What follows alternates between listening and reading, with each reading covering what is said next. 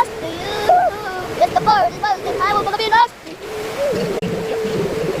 Tinayuan ka na, kaya ka na sa maaga-ato sa kanya.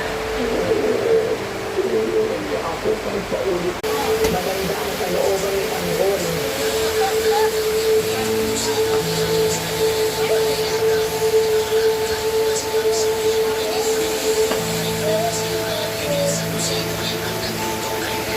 Akalain mo, napakinabangan natin ang Hearst Subsidiary na As magiging maganda lahat ng transaksyon natin.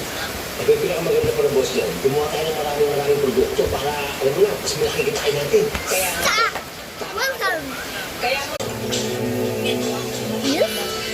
O ba, nandiyan na pala kayo eh. Bakit Wait, Oo, don't hindi choose na rin, that. matindi pa rin. Choose this. ano yun? Wait. Pinagtabuyan na naman ng pamilya eh. Okay. Ang goal.